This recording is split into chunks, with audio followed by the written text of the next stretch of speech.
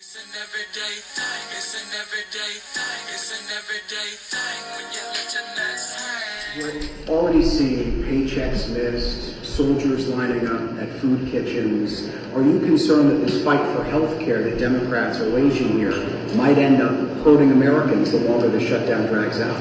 Republicans have the House, the Senate, and the presidency. They decided to shut the government down. Republicans in the House have decided to remain on vacation. Republicans canceled votes last week, they canceled votes this week, and now they've canceled votes next week. They're not serious about reopening the government. Republicans aren't even serious about paying our active duty troops. But they have voted for temporary government funding legislation. Republicans have voted for a partisan spending bill that continues to gut the health care of the American people and threatens to raise the cost of living on tens of millions of Americans in an environment where Republicans promised to lower the cost of living on day one. Costs haven't gone down, they've gone up. Listen.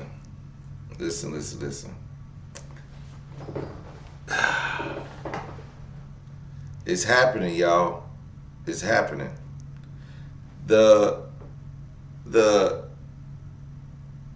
They have went on vacation, not vacation. Well, it's the weekend. So they left around 2, 3 o'clock today. They left around 1 o'clock in the afternoon. They came in for morning coffee, shook a few hands, talked to a few press, didn't vote on nothing today. So we are on day 10. By the time they come back, it's going to be day 13. Come on, man.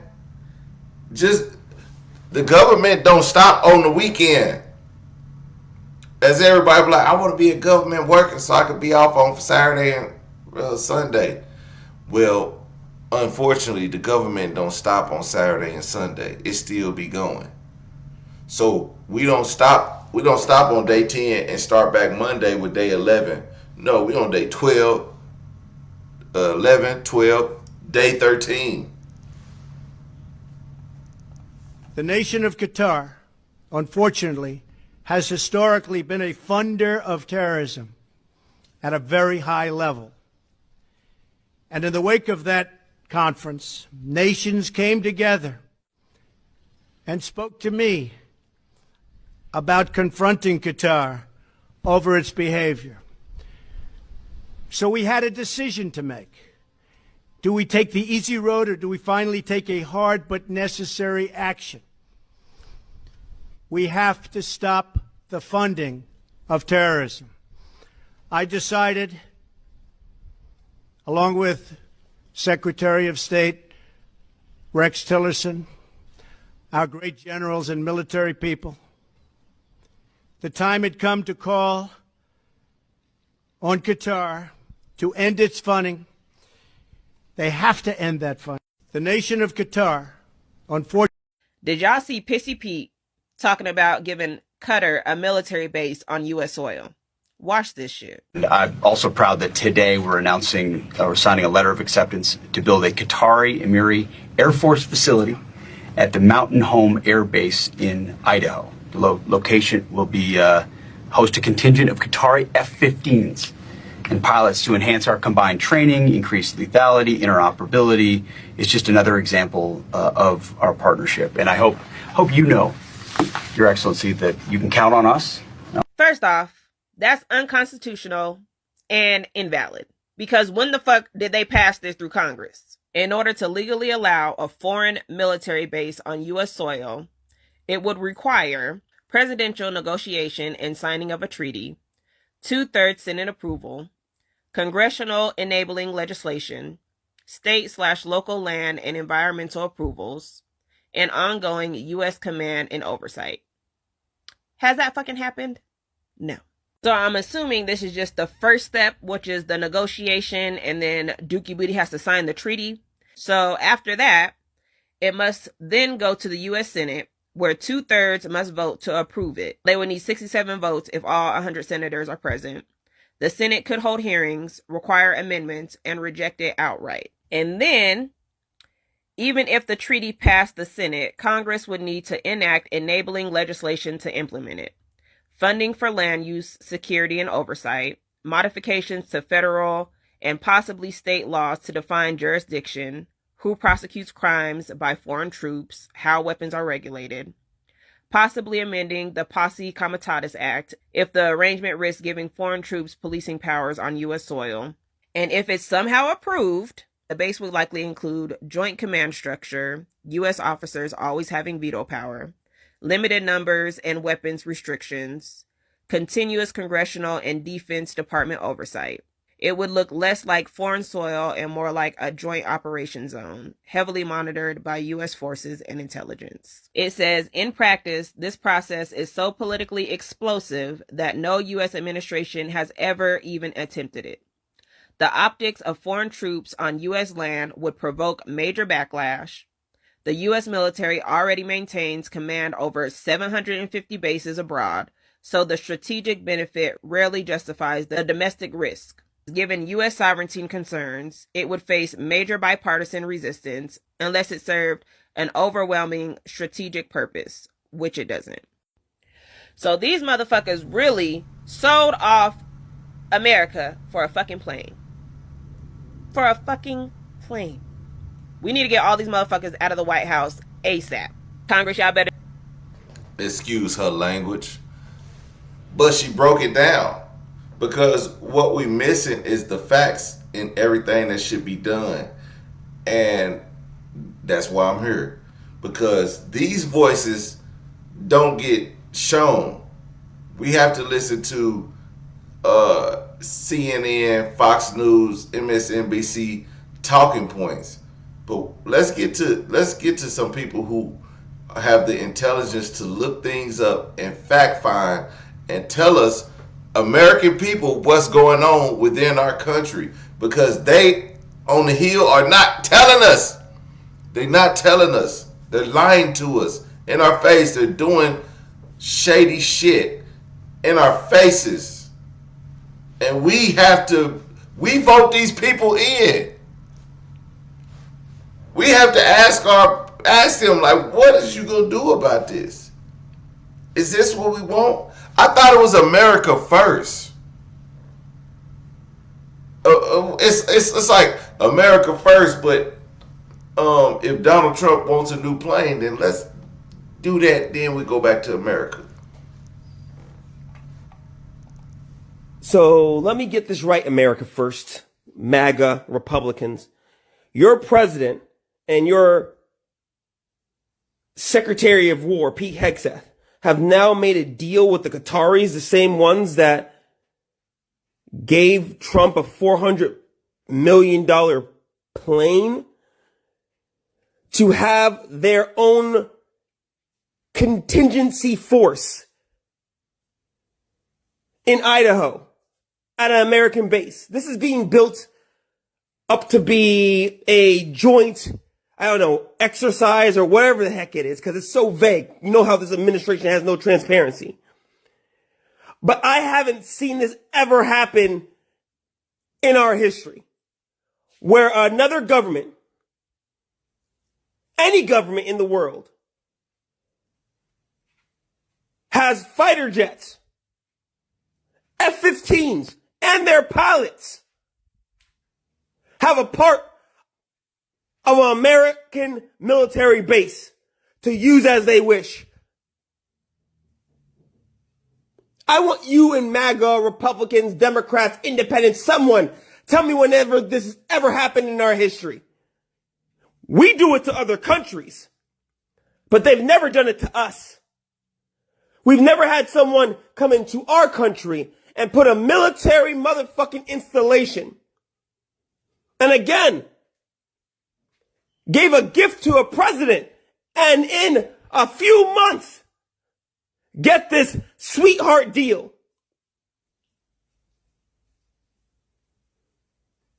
America first. You mean America last?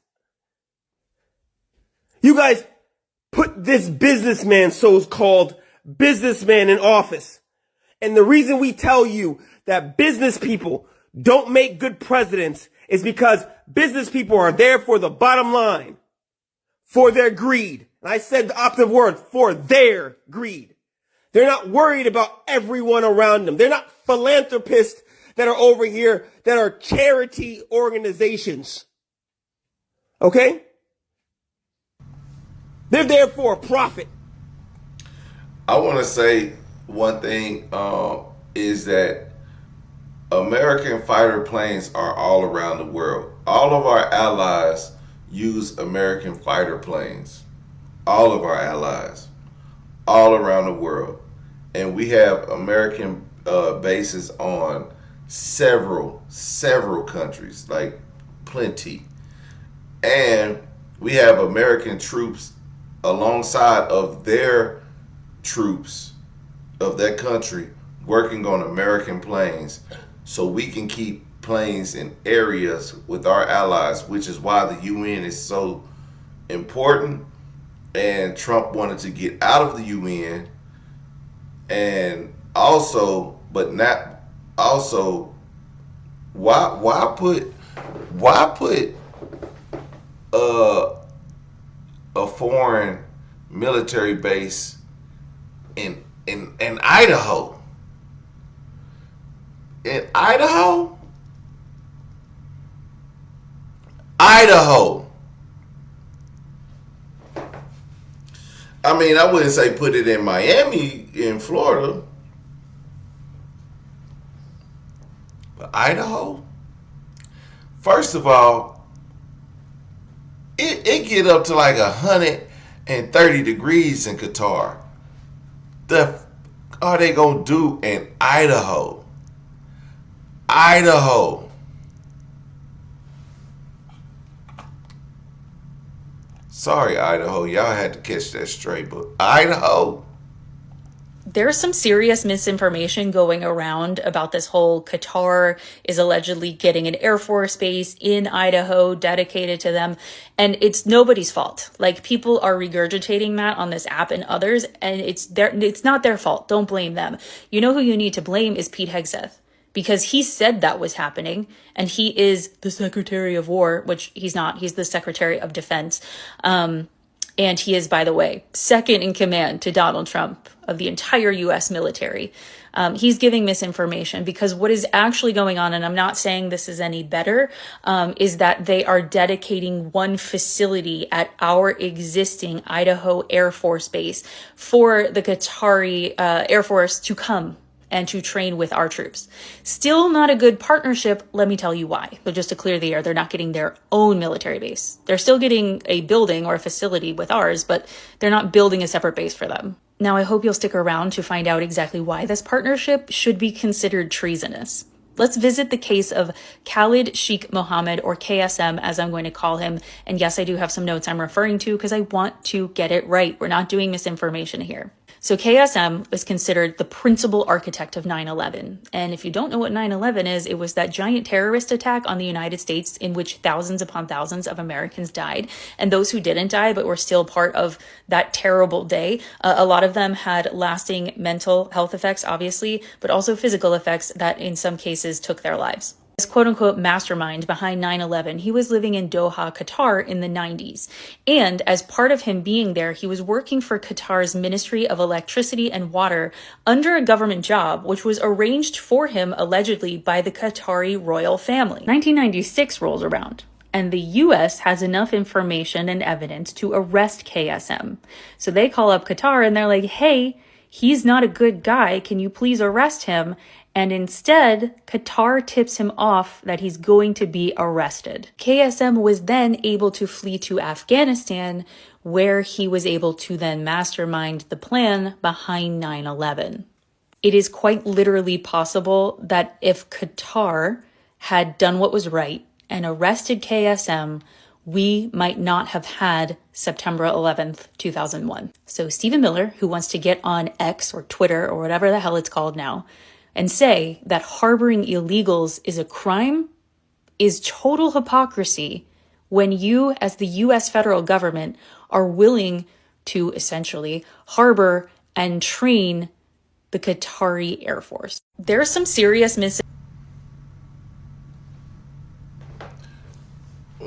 We gotta fact check it. But hey, she did it. She told us what it is. So I'm gonna dig deeper into that. But this is why it doesn't make sense. There's plans being made. Americans, we're not in this. We're not in this. This is the haves and have-nots right now. This is about money. Qatar making a deal with America after does our commander-in-chief even know this information? Because if he knows this information, then yo, what are you doing? They was in the same band together.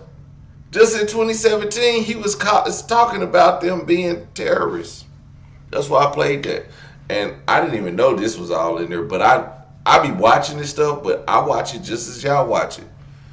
It just looked like good content, so I play it. And then we decide if it's valid or not. Sound pretty valid to me.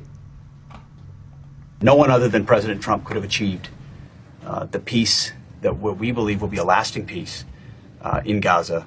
And Qatar played a substantial role from the beginning, working with our folks to ensure that came about. So I want to thank you for that historic piece. We look forward to joining the president as that gets, it's already been delivered, but as that's formally signed as well. And I'm also proud that today we're signing a letter of acceptance to build a Qatari Emiri Air Force facility at the Mountain Home Air Base in Idaho. The location will be host a contingent of Qatari F-15s and pilots to enhance our combined training, increase lethality, interoperability. It's just another example of our partnership. And I hope you know, Your Excellency, that you can count on us. We saw in Midnight Hammer, in those moments when we needed support in the region, that Qatar was there without a doubt, without a blink. And that has meant a great deal. I've had the opportunity to see that firsthand operationally. I want to thank you. I want to thank your country for that, for hosting our troops. And it's wonderful to welcome you to the Pentagon.